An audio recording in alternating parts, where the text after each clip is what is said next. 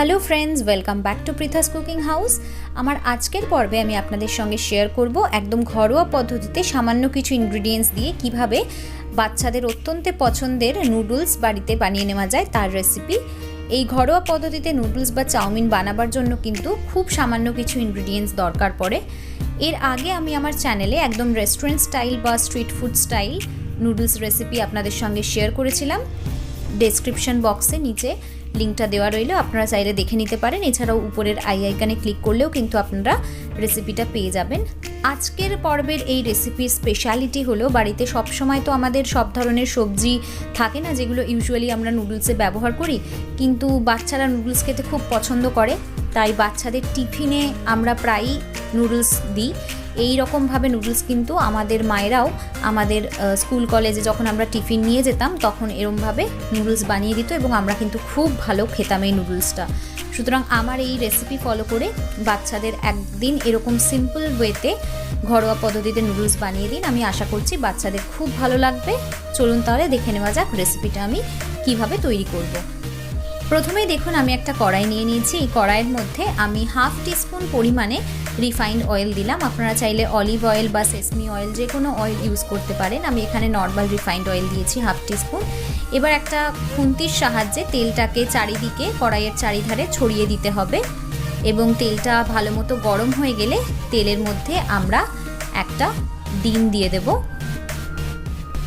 ডিমটা তেলের মধ্যে দেওয়ার পরে উপর থেকে এক চিমটে একটুখানি লবণ আমরা একটুখানি ডিমের মধ্যে স্প্রিঙ্কল করে দেব, যাতে ডিমের স্বাদটা ভালো লাগে সেই জন্য। এবং লবণটা স্প্রিঙ্কল করার পর উপর থেকে আমরা ডিমটাকে কিন্তু ভালো করে খুন্তির সাহায্যে একটুখানি নেড়েচেড়ে নিয়ে একটা স্ক্র্যাম্বলড এগ বানিয়ে নেব, বা ডিমের ভুজিয়া যেভাবে তৈরি করে সেরকমভাবে ডিমটাকে কিন্তু আমরা একটুখানি ভালো করে নেড়েচেড়ে মিক্স করে একটা ওরকম ডিমের ভুজিয়া বা ডিমের স্ক্র্যাম্বলড এগ বানিয়ে নেব। দেখুন আমাদের স্ক্র্যাম্বলড এগ কিন্তু একদম রেডি হয়ে গেছে। এবার এই ডিমের ভুজিয়া বা স্ক্র্যাম্বলড এগটাকে আমরা তুলে একটা পাত্রের মধ্যে রেখে দেব। এবারে ওই সেম কড়াইয়ের মধ্যে আমরা আরও 1.5 টেবিল স্পুন পরিমাণ রিফাইন্ড অয়েল দেব এবং তেলটা যখন খুব ভালো করে গরম হয়ে যাবে তখন ওই সেম তেলের মধ্যে আমরা একটু টুকরো করে কেটে রাখা আলু দেব। দেখুন আলুগুলোকে আমি একদম আলু ভাজা কাটার মতো করে কেটে নিয়েছি। তো এরকম ছোট ছোট টুকরো করা আলু আমরা দিয়ে দেব তেলের মধ্যে এবং একটুখানি নেড়ে চেড়ে আমরা আলুটাকে 2 থেকে 3 মিনিটের জন্য একটু ভাজা ভাজা করে নেব। 2 থেকে 3 মিনিট পরে দেখুন আলুটা হালকা একটুখানি ভাজা ভাজা মতো হয়েছে, যদিও এখনও নরম হয়নি।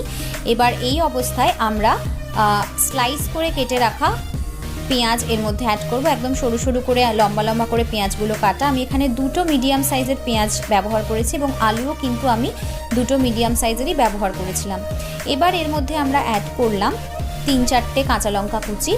আপনারা যদি মনে করেন বাচ্চারা ঝাল খেতে পারবে না তাহলে সেক্ষেত্রে আপনারা এই কাঁচা লঙ্কাটা স্কিপও করতে পারেন, তবে কাঁচা লঙ্কা দিলে কিন্তু একটা সুন্দর গন্ধ বের হয় চাউমিন থেকে, তাই আমি কাঁচা লঙ্কাটা এখানে দিয়েছি। বাট আপনারা যদি মনে করেন বাচ্চারা খেতে পারবে না তাহলে অবশ্যই স্কিপ করতে পারেন। কাঁচা লঙ্কাটা দেওয়ার পরে একটু ভালো করে নেড়েচেড়ে নিয়েছি আমি। এবার এর মধ্যে একটু পরিমাণ মতো বা স্বাদ মতো একটু লবণ আমি অ্যাড করলাম। আমি কিন্তু চাউমিন সেদ্ধ করার সময় লবণ দিয়েছিলাম, আবার ডিমেও লবণ দিয়েছি, তাই এখানে খুব বেশি লবণ দিলাম না, জাস্ট একটু পরিমাণ মতো হাফ টিস্পুন পরিমাণ লবণ দিলাম এবং ভালো করে নেড়েচেড়ে নিচ্ছি। ভালো করে নেড়েচেড়ে নিয়ে এটাকে ভাজা ভাজা হতে দেব আরও 3 থেকে 4 মিনিটের জন্য।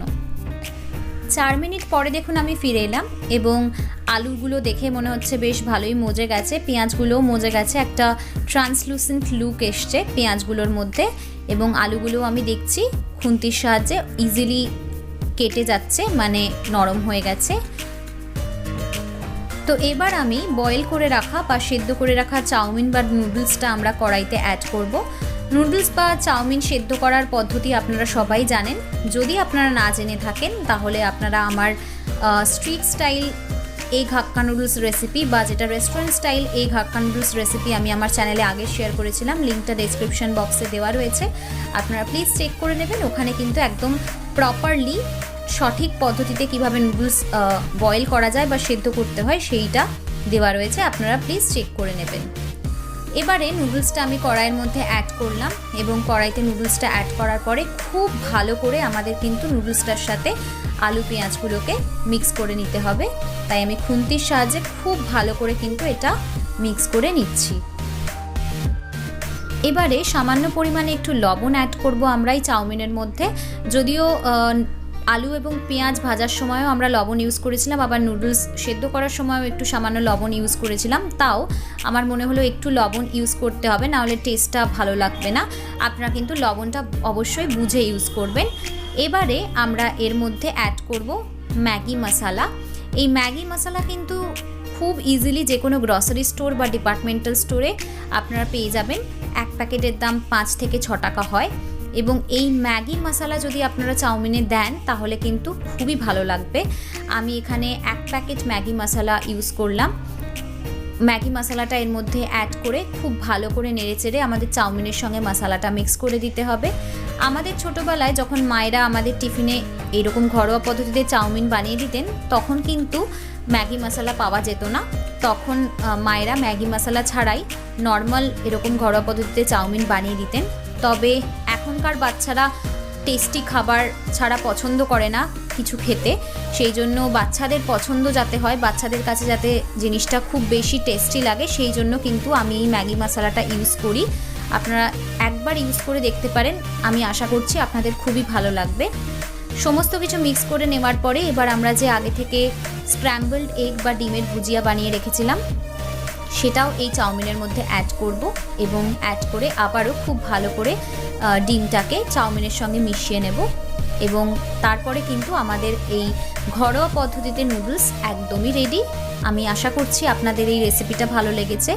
আপনারা চাইলে এর সঙ্গে টমেটো সস বা চিলি সস বা যে কোনো ধরনের সস ব্যবহার করতে পারেন, বাট আমি যেহেতু একদম ঘরোয়া পদ্ধতিতে বানিয়েছি সেই জন্য আমি কোনো সস ব্যবহার করলাম না, বা গোলমরিচও দিলাম না, কারণ বাচ্চাদের ঝাল লাগতে পারে।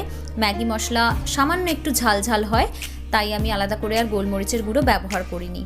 আমি আশা করছি আপনাদের এই ঘরোয়া পদ্ধতিতে চাউমিন রেসিপিটা ভালো লেগেছে, এবং আমার এই রেসিপিটা ফলো করে বাড়িতে অন্তত একবার এরকম ম্যাগি মশলা দিয়ে এইভাবে ঘরোয়া পদ্ধতিতে চাউমিন বানিয়ে খান এবং বাচ্চাদের দিন। আমি আশা করছি বাচ্চাদের খুবই ভালো লাগবে।